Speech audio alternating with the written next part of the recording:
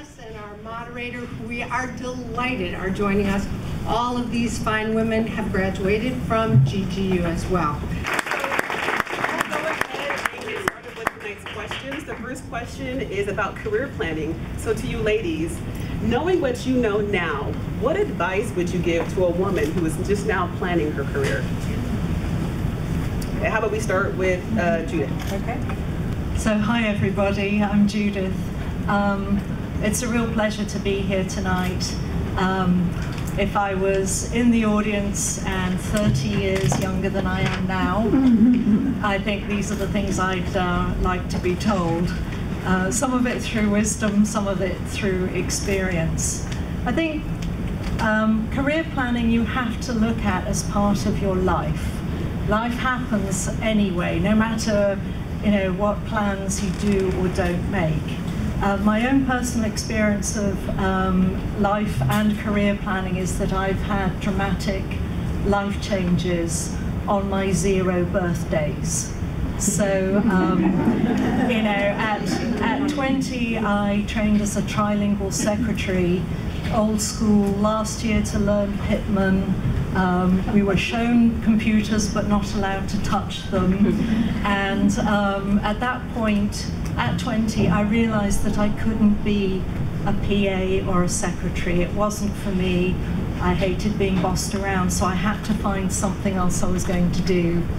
Long story short, I fell into public relations, discovered that that was what I loved, and that took me to London, to Apple Computer, and then eventually by a twisting road it also took me to America, to here. At 30, my marriage imploded on my 30th birthday as we were living in Singapore. That's an unplanned event. You may not get the job and the industry and the salary and the location that you want, but if you can get 3 out of 4, that may be good enough. There's been so many times in my life when I've been extremely uncomfortable, and by just showing up is half the battle, and putting your best foot forward, you learn and you grow. And if you're around supportive, positive people, no one's going to say, you know what, you messed up. They'll say, you know what, that was a great job that you did, but maybe next time you could tweak this a little bit. And be willing to work hard for what you expect and make your expectations known.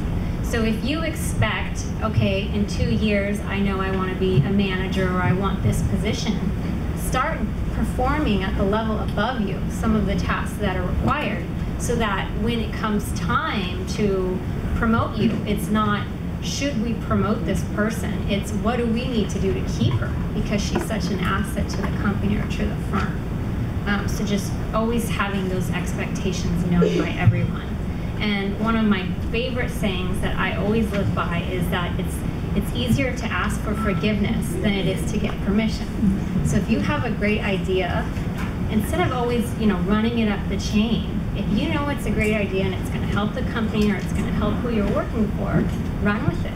The worst thing that someone can do is say, you know what, that's not working out, let's stop that, whatever. And at that time, maybe you evaluate if this is the place you want to be.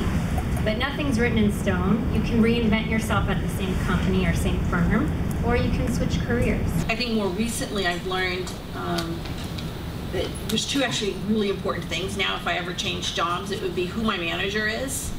I have to say I learned this in my 40s. I wish I had known that in my 20s. And maybe because I've been fortunate enough, one of my colleagues who's here with me, she and I had a conversation once talking about how somebody she knew didn't like her employees, and the employees didn't like the manager, and the manager, I was like, that's never happened to me. I've always very much respected the people I worked for, but that was different than being with someone who elevated me to the next level. Who, I think to Dana's point, when you can show that you're bringing something to the table, they will automatically want to elevate you. And I've only had 2 managers that I can look back at and say they elevated me. So now I very much pay attention not only to the work that I would be doing, but who's that person I'm working with and the people around me. Because really those people are, as much as you can work hard, the people around you are helping you be successful. And that's been kind of an aha moment that I had in my 40s, which I tell everybody, I'm like, I wish somebody had told me that a long time ago. The second is also something I learned not too long ago in my current job, which is know what you're really good at. And really focus on that. I think too often we focus a lot on where do we have to develop ourselves, and I always say continue to do that because it's important to always develop. And by the way, you never stop learning. It doesn't matter how young or old or what you think you know and what position you hold or what title you hold. You should always be thinking, I'm in learning mode, which is always that working hard aspect.